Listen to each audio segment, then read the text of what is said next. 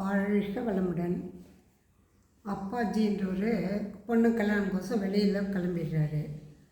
இதை அறிஞ்ச வேறு நாட்டு அரசு என்ன பண்ணுவான், கிருஷ்ணதேவராயர் எப்படி நம்ம கடத்திடணும், அவர் மட்டும் எப்படி அந்த ஊரில் நல்லா இருக்கலாம், அவர் கடத்தி இட்டுன்னு வந்துட்டால் நம்ம இஷ்டத்துக்கு ஆடலாம், ஏன்னா இப்போ தான் அப்பாஜி இல்லைல்ல அப்படின்னு சொல்லிட்டு இட்டுன்னு வந்துடும். இட்டுன்னு வரத்துக்கு எப்படி அவனை சூழ்ச்சி வச்சுட்டான்னா, அவருக்கு குதிரைன்னா ரொம்ப பிடிக்கும் கிருஷ்ணதேவராயருக்கு.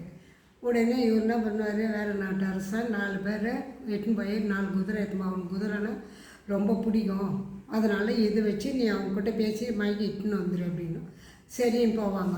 கிருஷ்ணதேவராயிட்டு போனவுடனே சொல்லுவான், அரசே குதிரை எடுத்துன்னு வந்துடும், எங்கேருந்து அந்த நாட்டிலேருந்து இட்டுன்னு வந்தோம், உங்களுக்கு ரொம்ப பிடிக்குமா அந்த குதிரை, அதனால் நீங்கள் வாங்க இறங்கி மாடியில் இறங்கி பாருங்கள், உங்களுக்கு பிடிச்சிருந்தா நீங்கள் எடுத்துக்கோங்க அப்படின்னு. சரி அப்படியா அதை வரேன்னு சொல்லிட்டு கீழே இறங்கி வருவார். வந்த உடனே குதிரை பார்த்தோன்னா அவருக்கு ரொம்ப ஆசை, ஏன்னா குதிரை பைத்தியம் அவர். அதனால சரி நம்ம இவர் அப்பாஜி இல்லைன்னா என்ன, நமக்கு தேவை குதிரை தானே அப்படின்னு சொல்லிட்டு என்ன பண்ணுவார், குதிரை கீழே பார்க்க வந்தாலும் குதிரையில் எனக்கு பிடிச்சிக்குது அப்படின்னும். இல்லை அரசே, நீங்கள் ஓட்டி பார்த்தா தானே தெரியும் எங்களுக்கு எப்படி இதுன்றதுன்னு, எப்படி நாங்கள் சும்மா கொடுத்துட்டு போனால் நீங்கள் இதுவாக நினைப்பீங்களா, அப்படி தவறுதெல்லாம் நினைப்பீங்கன்னு தான் அப்படின்னு. சரி நான் ஏறி ஓட்டுறேன்னு சொல்லிட்டு ஓட்டுவோம்.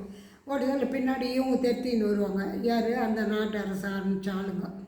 அவங்க தெத்தின்னு போனோடனே அந்த நாட்டுக்கு போயிடுறாங்க. போனோடனே இவரை சிறைப்பிடிச்சு வச்சிடறாரு. இதை தெரிஞ்ச கல்யாணத்தை முடிச்சுட்டு வர்றாருல அப்பாஜி, வந்தவுடனே எங்கள் அரசர்னா இது மாதிரி குதிரையை பார்க்க போனாங்க, அவங்க ஆளுங்க இட்டுன்னு போயிட்டுக்கிறாங்க, அங்கே சிறையில் போட்டாங்க அப்படின்னு. அப்படியா சரி அப்படின்னு சொல்லிட்டு இவன் என்ன பண்ணுவான், மாறு வேஷத்தில் போவான். இவன் என்ன இது பண்ணுவான், அவன் எப்படி நம்ம அரசர் குதிரைக்கு மயங்குறாரோ அது மாதிரி அவன் தங்கம் வைரத்துக்கு ஆசைப்படுறான் அந்த அரசன். அதனால் இவன் நாட்டிலேருந்து என்னென்ன இருக்குதோ பொருள் எல்லாத்தையும் எடுத்துன்னு போவான், வைரம் வைடூரியம் எல்லாத்தையும் அழகாக ட்ரெஸ் பண்ணின்னு போடுவான். அப்போ யார் பண்ணிடுமோ அந்த நாட்டு அரசன், இது மாதிரி நான் இங்கே அங்கேருந்து வந்திருக்கேன் அப்படின்னு, உங்களுக்கு எல்லாம் தங்கம் வைரம் நான் பிடிக்குமாமே அப்படின்னு, நான் எங்கள் அரசர்கிட்ட சொல்லாமல் தான் நான் இதை எடுத்துன்னு வந்தேன், உங்களுக்கு பிடிக்குன்றதால அப்படின்னா. அப்போ இவன் தண்ணி வச்சிட்ருப்பான். தண்ணி மது அருந்திட்ட உடனே இவனுக்கு தெரியாது, ஆகா என்னை இவ்வளோ இதுவாக போகிறா, நீ இந்த நகைக்கு ஆசைப்படுவேன் இப்படி பண்ணணும் எப்போ அவனுக்கு தெரியும்னா, இல்லை யாராவது சொன்னாங்க தெரியும், பரவாயில்ல என் புகழ் அந்த வரைக்கும் அந்த நாட்டு வரைக்கும் தெரிஞ்சுக்கிதான் ரொம்ப சந்தோஷம், குடு அப்படின்னா. நான் கொடுக்குற அரசே கொஞ்சோண்டு பொறுங்க, எப்படின்னா நான் அந்த அரசருக்கு தெரியாமல் தானே எடுத்துன்னு வந்தேன், அதனால் அவரு கொஞ்சம் கேட்டுக்கிறார், இங்கேருந்து ஓலைச்சூடி கொடுத்து கேட்டு இந்த மாதிரி கொடுத்துட்றேன்னு கேட்குறேன். அவரும் ஓகே சொல்லுவார். இருந்தாலும் அவர் கேட்க நான் கொடுக்கக்கூடாது அப்படின்னு சொல்லும். அப்படியா, நீ ஏன் அரசர் அங்கே தேடுற, இங்கே இருக்கிறான் என் சிறையில், அப்படியா எப்படி அரசர், நான் உனக்கு ஏன்டா அந்த கதை வந்துக்கிறாரு நாங்கள் வச்சுக்கிறோம் அப்படின்னும். சரி அவரை வர சொல்லுங்கள், அவர் எது அவருக்கு வேணுமா, இல்லை உனக்கு கொடுத்துட்டு மீதி அவர் எடுத்துக்குவார் எட்டுன்னு வாங்கணுமோ. சரி இன்னும் என்ன ஒன்றா எல்லாம் கப்பலில் தானே வந்தான் இவன். சரி உங்கள் அரசர் ஏற்பா நீங்கள் கப்பலில் ஏறினேன், ஏன்டா இங்கே கொடுக்காத நகை அங்கே எங்கே கொடுப்பேன்னா, இல்லை இதை விட இன்னும் விலை உயர்ந்த நகைலாம் இருக்குது, அது பெரிய கப்பல், அது இங்கே வந்தால் தர தட்டிடும், அதனால் நீங்கள் அங்கே எடுத்துக்கலாம் அப்படின்னு. அப்படியாகணும். அப்போ தான் அவனுக்கு அந்த மது அந்த மயக்க கொஞ்சம் தெரியல, ஏன்டா நீ இவ்வளோ தூரம் இட்டுன்னு, அங்கே தான் இருக்குது அரசு நகைங்கெல்லாம் அப்படின்னும். அப்படியா அப்படின்னு சொல்லலாம். இட்டுன்னு அந்த சின்ன வழியில் இவங்களாம் அழுகுறாங்கல்ல, இவனை சிறையில் இட்டுன்னா இவர் அரசரையும் இட்டுன்னு வந்துடுறாங்க. இட்டுன்னு கேட்குறாங்க, நீ இவர் எப்படி நீ மயக்கிட்டாந்தியோ, இவர் இதில் தான் வீக்னஸ்ன்னு தெரிஞ்சு கொடுத்து ஏமாத்தினேன், அதே மாதிரி தான் உன்னை நான் ஏமாத்தினேன், ஆனால் நீ இவரை சிறை பிடிச்ச மாதிரி நான் உங்களை எதுவும் பண்ண மாட்டேன், நீங்கள் உணர்ந்தால் போதும் அப்படின்னு சொல்லிட்டு நீங்கள் அவன் கடல்லேருந்து இவங்க ஏறினுட்டு அவங்கள அனுப்பிச்சிடுவோம், அந்த அரசு தனியாக அனுப்பிச்சிடுவோம். அதை இது நடந்து வீட்டுக்கு தான் அரசவைக்கு வந்துடுறாங்க. இதை தெரிஞ்ச டெல்லி பாபு ஏற்கனவே இவனுக்கு கூப்பிட்டுருந்தால என் அரசவைக்கு மந்திரி ஆவான்னு.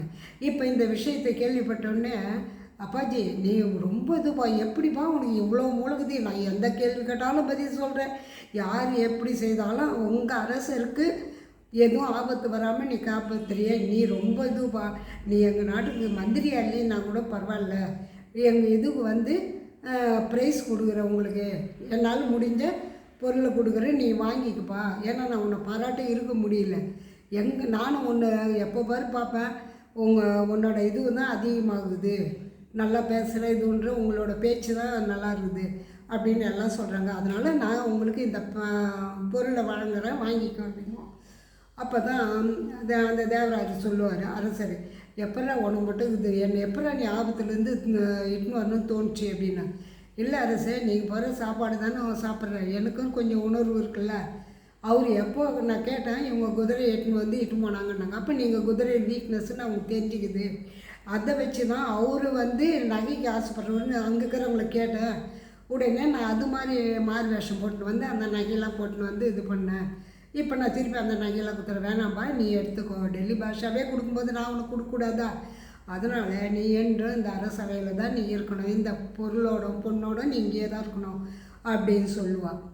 எதுக்கு சொல்கிறேன்னா, எல்லோரும் தெரிஞ்சவங்க வந்து அடக்கமாக இருப்பாங்க, ஒன்றும் தெரியாத மாதிரி.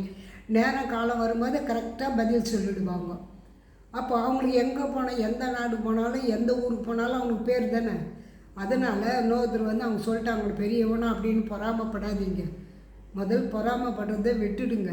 அவங்களுக்கு தெரிஞ்சது அவங்க சொல்லுவாங்க, எனக்கு தெரியலன்னு ஒத்துக்குங்க. அப்போ அவங்கள பற்றி பொறாமப்பட தோணுமா? தோணாதில்ல. பொறாமையே திரிப்பட்சன்னா மயிரோ போகும் தானே. அந்த வார்த்தை தான் உங்களுக்கு வரக்கூடாதுன்றதுக்கு இது ஒரு உதாரணம். யாரை பார்த்து நீங்கள் பொறாமப்படுது, உங்களுக்கு தெரிஞ்சால் பேசுங்க, தெரியல சைலண்ட்டாக இருந்துருங்க, மற்றவங்க பேசுறதை கேட்டுக்குங்க, அதன்படி நடந்து பாருங்கள். வாழ்க வளமுடன்.